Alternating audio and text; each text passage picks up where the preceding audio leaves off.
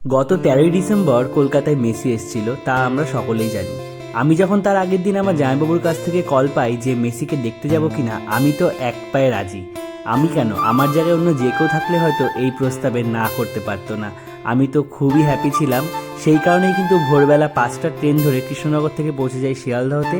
সেখান থেকে চলে যাই মেট্রো স্টেশনে, কিন্তু টিকিট কাউন্টারে এত ভিড় থাকায় আমি নিজে নিজেই কিন্তু টিকিট কেটে নিই। তো ফাইনালি চলে যাই মেট্রো স্টেশনে। সেখান থেকে আমাকে এবার যেতে হবে সল্টলেক স্টেডিয়ামে। সেখানে গিয়ে তো আমি ভক্তদের ভিড়টা শুধু দেখছিলাম। কেউ কেউ তো জার্সি পরে নিয়েছে মেসির। তো সবাই কতটা এক্সাইটেড দেখো। সল্টলেক স্টেডিয়ামে নামার পর তো ভিড়টা ছিল এই অবস্থা, মানে মেট্রো থেকে সবাই কিন্তু এখানে নেমেছিল। স্টেশন থেকে বেরিয়ে দেখলাম রাস্তার দুপাশে জার্সি বিক্রি হচ্ছে এবং গালের মধ্যে কিন্তু নানা রকমভাবে সবাই নানা কিছু লিখছে। আর সেখানে যে ট্রাফিক পুলিশগুলো ছিল তারা কিন্তু খুব সুন্দর করে গাইড করে দিচ্ছিল কার কোন গেটে কোন দিক দিয়ে কীভাবে যেতে হবে। ফাইনালি আমার জামাইবাবুর সাথে দেখা হয়ে গেল আর হাতে আমি টিকিটও পেয়ে গেলাম। সেদিন কিন্তু গেছিলাম আমরা 3জন, আমি, জামাইবাবু আর আরেকটা দাদা, মানে জামাইবাবুর আরেকটা বন্ধু। তো চেকিংয়ের পর আমরা কিন্তু ভিতরে চলে গেলাম। আমি তো খুবই এক্সাইটেড, দেখো টিকিটটা আমি হাতে নিয়েছি। আর এখানে দেখো সেখানে গিয়ে কিন্তু আমরা যার যার যেদিকে গেট নাম্বার ছিল শেষে সেদিকে চলে গেছিলাম। প্রথমবারের মতো স্টেডিয়াম দেখছি, আমি তো খুবই এক্সাইটেড। আর এখানকার পরিবেশটা কিন্তু খুবই ভালো লাগছিল। বিশ্বাস করো, আমি যখন ভিতরে ঢুকলাম আমার মনের মধ্যে যে একটা কী ফিলিংস হচ্ছিল সেটা হয়তো তোমরা আমার মুখটা দেখলেই বুঝতে পারবে।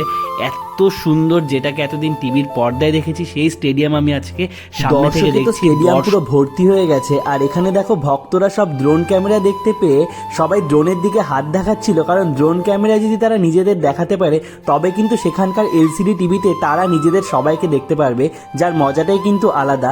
তারপরে কিন্তু এখানে কিছু ডান্স ফর্ম দেখানো হয়েছিল আর তারপরেই শুরু হয়ে গেছিল মোহনবাগান ভার্সেস ডায়মন্ড হারবার ক্লাবের একটা ফুটবল ম্যাচ।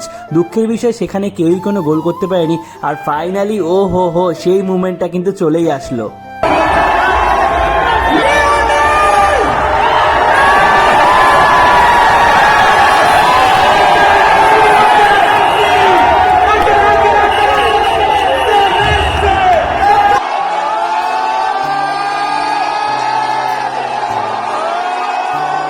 আমরা বাফার জোনে থাকায় মেসিকে দেখতে পেয়েছিলাম ঠিকই, কিন্তু সেদিন সেখানে এমন বহু দর্শক ছিল যারা এক পলকের জন্য মেসিকে দেখতে পায়নি।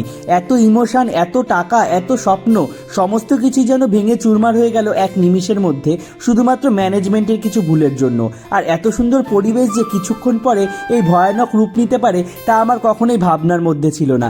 মানুষ তার রাগের প্রকাশ সেদিন কিভাবে ঘটিয়েছে তা আর হয়তো কারোর জানার বাকি নেই। কি আর হবে এসব করে?